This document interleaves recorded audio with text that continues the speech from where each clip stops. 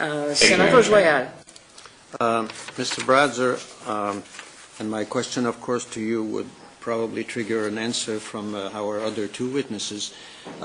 You mentioned that you would recommend that the bill include a provision whereby after 5 years Parliament would revisit the issue to measure the impact of that legislation and to, I should say, understand if it has met its objective, or, as Mr. Morency has said earlier on, since it's one of the steps, if that step was indeed covered, or if we had good intention, but in fact those intentions remain under, I should say, the floor that we want to reach.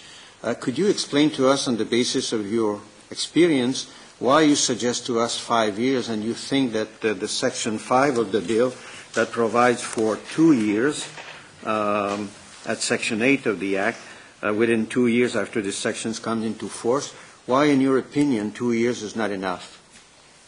Yes, sir, I'd be glad to. I believe, when I was reviewing transcripts of earlier witnesses' testimony, I read that, I believe his name is Don Head of the Correctional Service of Canada, and he testified that that they are just now implementing some kind of new data capture system that will record, as inmates enter the correctional system, what sort of aggravating factors might be applying to those inmates. So what that tells me is that up until this point, they have not been tracking that information.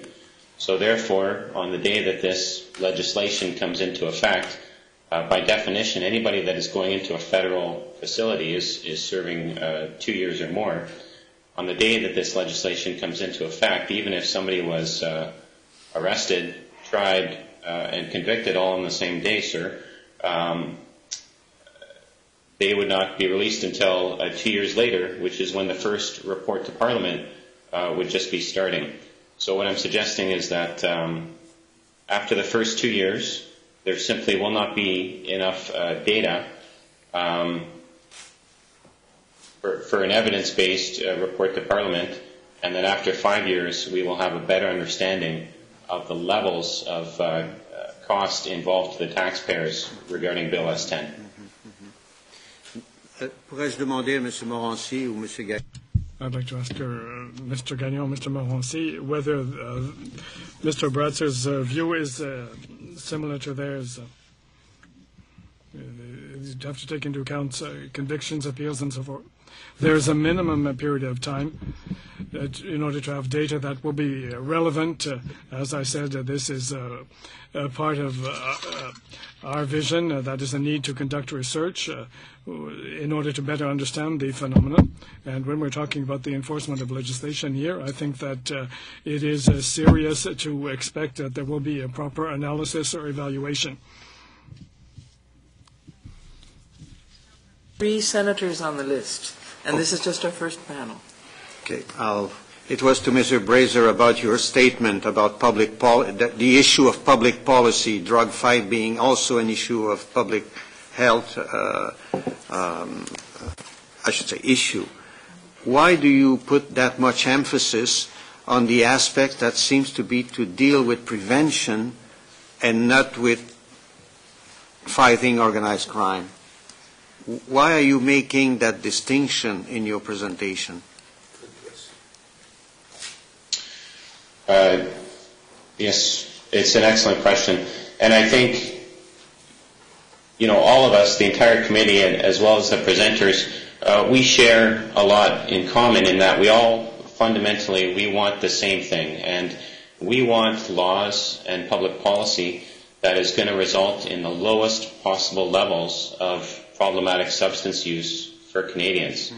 And so the question fundamentally is, and I don't want to get distracted away from Bill S10 too much, but fundamentally, does the criminal justice approach work, or does a public health approach work? And I think if you look at some of the evidence that I presented to the committee in the forms of different reports, it becomes clear that the criminal justice approach has failed.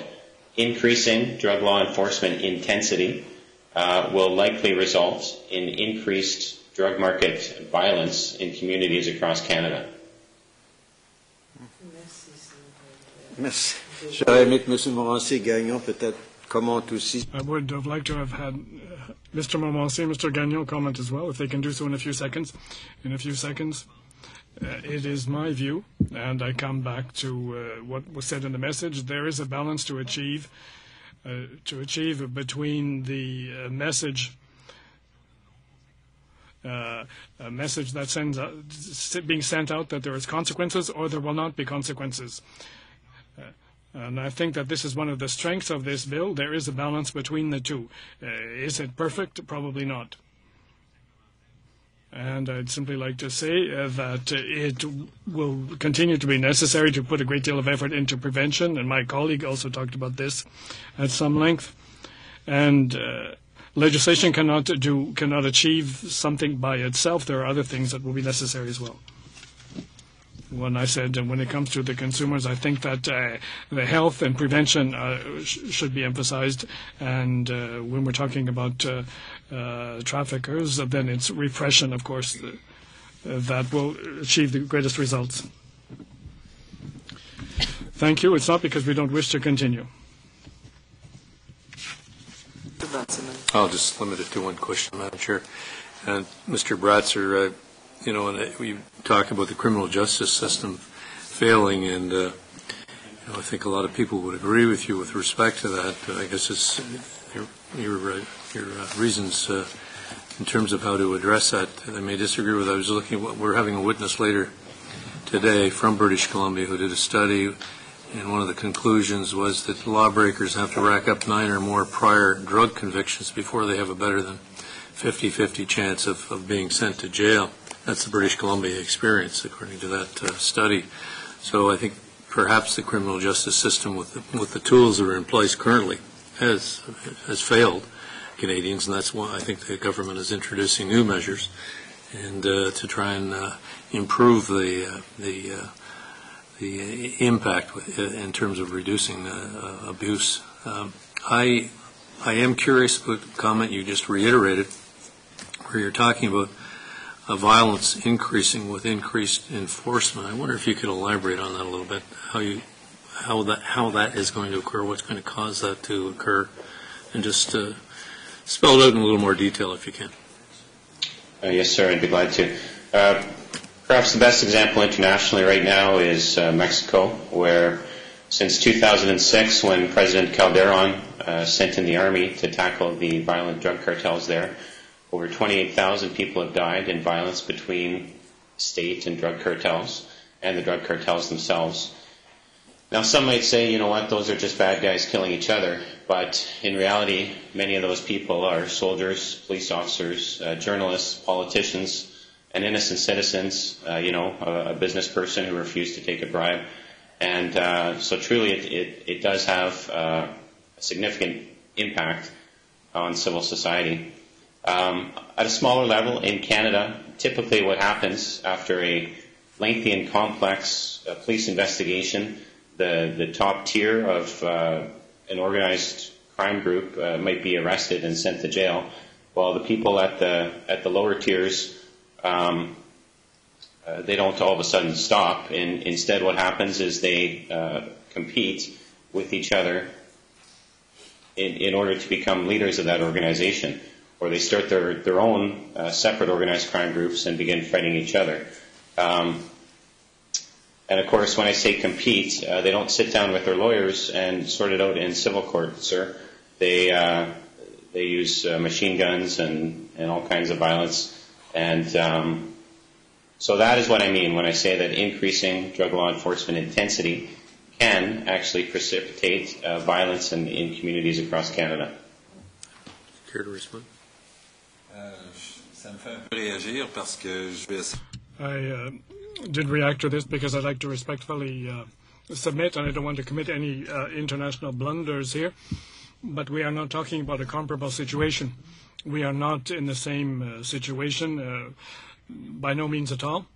Mr. Gagnon, I think, did raise an important point when he said that if we do allow the traffickers to set up in a region, in a city, then the cash flow will increase. And if we take time to attack this phenomenon, and if we try to attack it when it has reached its full power and it's got its maximum resources, then it's going to take a great deal of resources and there will be violence. But we certainly haven't reached that stage in Canada. We are talking about avoiding getting to this level by establishing certain barriers, and Bill S10 is one of them.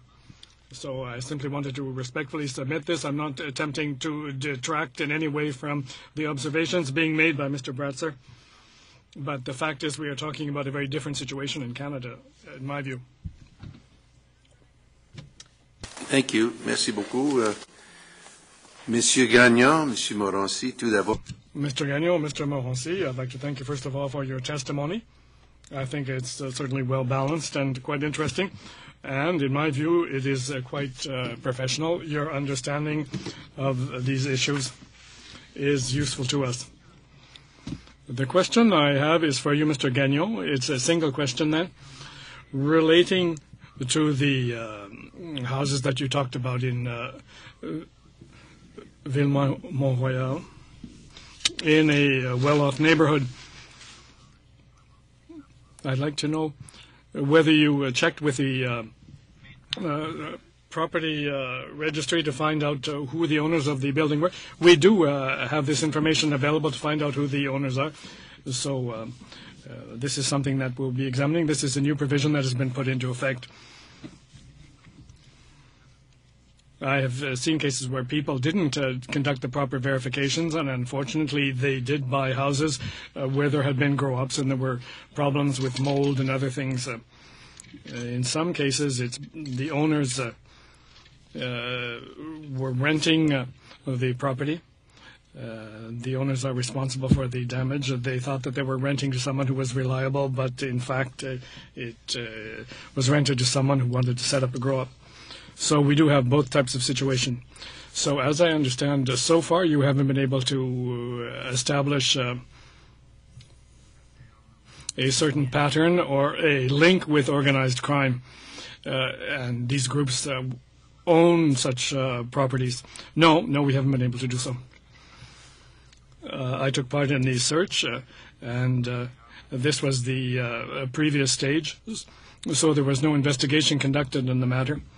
But we've noticed that there are certain criminal groups that do rent property, and other criminals will buy the property and promise the person who is in charge of the grow-up that at the end of the operation they will be able to own the house or property.